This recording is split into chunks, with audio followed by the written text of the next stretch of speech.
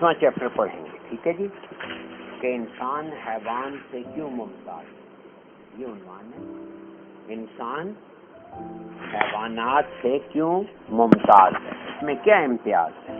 اعوذ باللہ من الشیطان الرجیم، بسم اللہ الرحمن الرحیم. آدمی اپنے مادی اور جسمانی وجود میں ایک ایسا حیوان ہے جو دیگر حیوانات سے کئی لحاظ سے مختلف ہے. آدمی اور دیگر حیوانات میں سب سے بڑا فرق یہ ہے کہ کرۂ ارض پر پائے جانے والے سبھی حیوانات کے جسم چلتے پھرتے وقت زمین سے متوازی رہتے ہیں. غور کریں، یعنی ان کی ریڑھ کی ہڈی پیرلل ٹو ارتھ ہوتی ہے. سانپ سے لے کے ہاتھی، گائے، بھینس، گھوڑے، گدھے، سب جانوروں کو دیکھیں کہ ان کے اندر جو ریڑھ کی ہڈی ہے وہ پیرلل ہوگی زمین کے. انسان چونکہ 2 پیروں پر چلتا پھرتا ہے اور اس طرح رہتا ہے کہ سوائے سونے اور آرام کرنے کے اس کی ریڑھ کی ہڈی زمین سے عمودی حالت میں رہتی ہے. ہاں یا نہیں؟ کبھی غور ہی نہیں کیا ہم نے. اب بعض دانشور انسان کو حیوان ناطق کا لقب بھی دیتے ہیں، کہتے ہیں یہ بولنے والا حیوان ہے.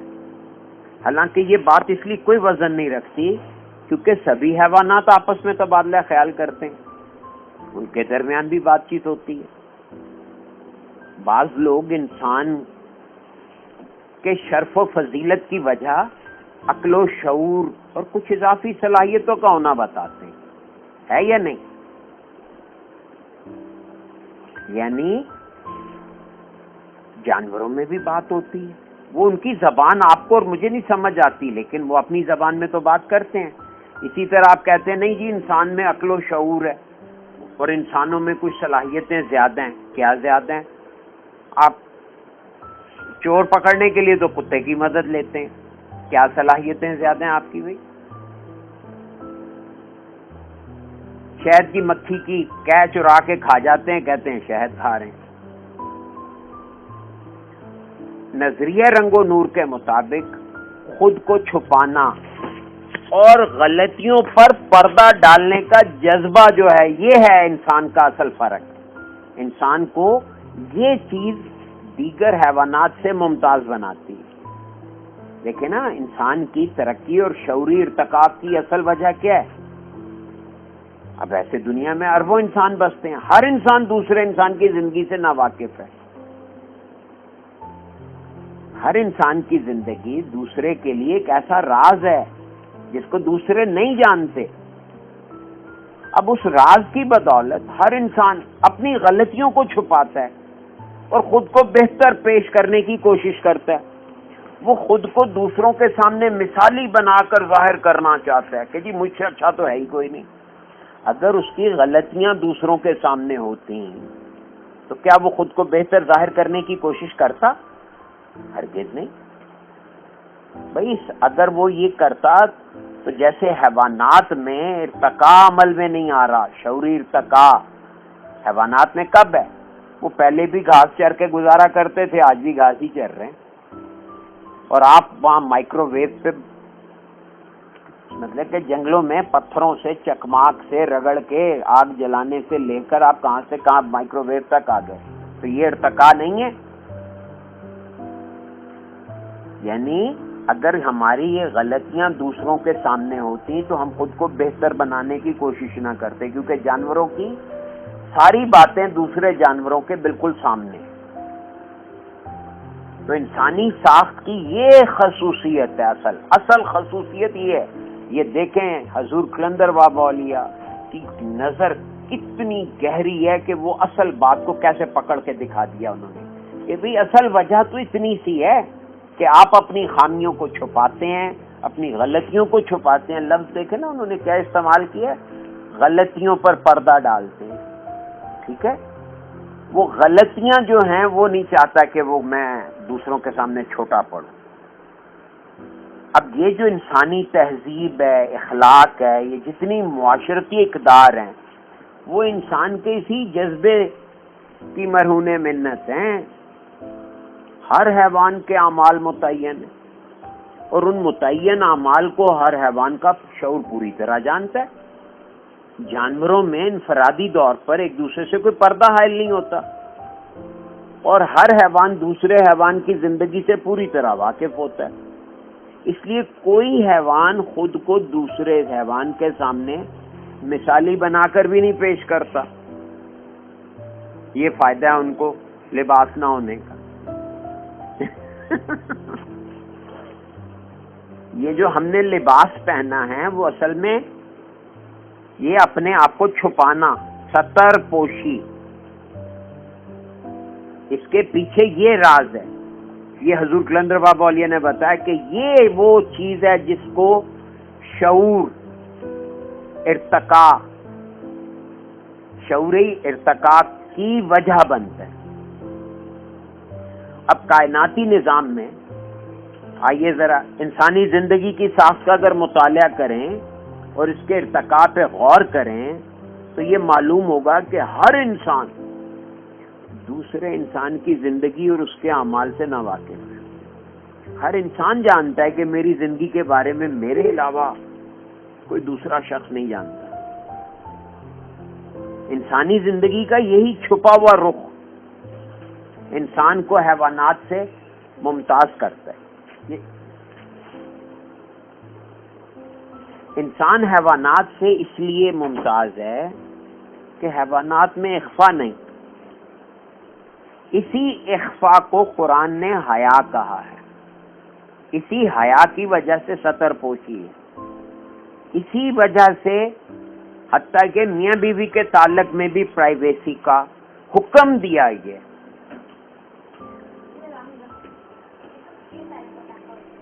اور یہی شعوری امتیاز انسان کو متوجہ کرتا ہے کہ وہ علوم و فنون کی طرف توجہ کرے اور ان کو حاصل کرے۔ اسی وجہ سے وہ خود کو سپیریئر بناتا ہے یا ظاہر کرتا ہے۔ یا اب یہ جو شعوری امتیاز ہے یہ اصل میں تمام علوم و فنون کا مخزن بھی ہے، کیونکہ یہ جو ہم خود کو دوسروں کے سامنے مثالی بنا کر پیش کرنے کی کوشش کرتے ہیں، اسی کی وجہ سے کوئی کتابیں لکھ رہا ہے تو کوئی تصویریں بنا رہا ہے تو کوئی ہمالیہ پہ چڑھ کے دکھا رہا ہے کہ دیکھو میرے میں کتنی خوبی ہے۔ تو وہ نت نئے راستے تلاش کرتے ہیں۔ اب وہ جو یہ نت نئے راستے تلاش کرتا ہے اس کی وجہ سے ایجادات ہوتی ہیں، اور ان ایجادات کی وجہ سے انسانی شعور مجموعی طور پہ ترقی کر رہا ہے۔ ورنہ آج سے 50 سال پہلے آپ نے سوچا تھا کہ اس طرح آپ کمرے میں ایک ساتھ بیٹھے ہوئے بات کر رہے ہوں گے اور اس سے 10 بندے یا 20 بندے وہاں اپنے اپنے گھر میں بڑے آرام سے نشست پہ بیٹھ کے آرام سے سن رہے ہوں؟ کوئی کہتا تھا تو ہم کہتے تھے اور جادو دیاں گلاں ہے یا نہیں؟ تو یہ شعوری ارتقاء بیسیکلی انسان کو دوسروں سے ممتاز کرنے کا چکر ہے۔ اب یہ جو فیس بک پہ مجھے اتنے لائکس مل گئے، یہ سارا ڈرامہ کیا ہے کہ جی میں اب کسی کو نہیں پتا کہ اصل میں تصویر کے پیچھے اصل شکل کیا ہے۔ اب یہ ایسی کوشش اور جدوجہد ہے کہ وہ علوم حصولی سے گزر کر ماورائی عالمین میں داخل ہو سکتا ہے، بلکہ ہو جاتا ہے۔ اسی کوشش اور جستجو کی وجہ سے نت نئے راستے تلاش کیے جاتے ہیں، نت نئے علوم کی داغ بیل ڈالی جاتی ہے۔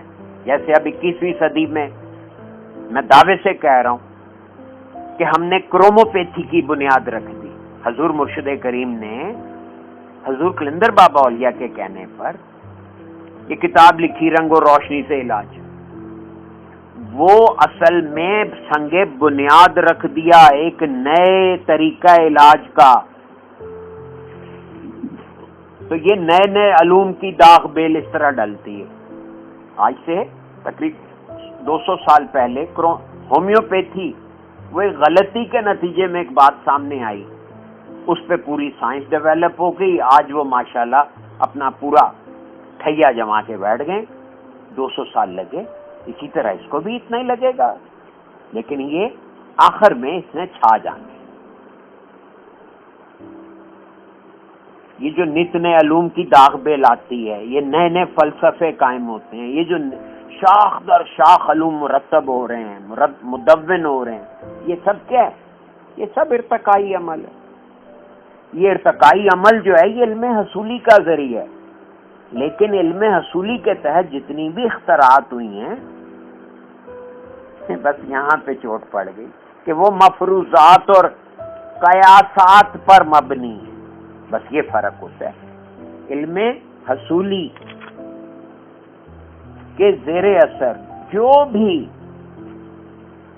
ایجادات اور اختراعات ہوتی ہیں وہ اصل میں مفروضات اور قیاسات پر مبنی ہوتی ہیں. بس اتنی سی بات سمجھ آ جائے کہ وہ مفروضات اور قیاسات کے بجائے حقیقت بیسڈ کر لیں تو وہ جناب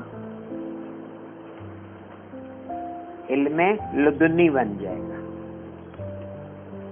سادھو کبیر داس کی مثال دی ہے حضور مرشد کریم نے کہ رنگی کو کہیں نارنگی, تنت مال کو کھویا, چلتی کو کہیں گاڑی, اسے دیکھ کبیرہ رویا. اب ذرا غور کریں, ایک ایک لفظ. رنگی کو کہیں نارنگی, یعنی جو چیز رنگین ہے, یعنی نارنگی جس کو سنترا کہتے ہیں, اس کا چھلکا, اس کا پھل, پھانک, پھانک کے اندر گودا, گودے کے اندر بیج, بیج کے اندر گری.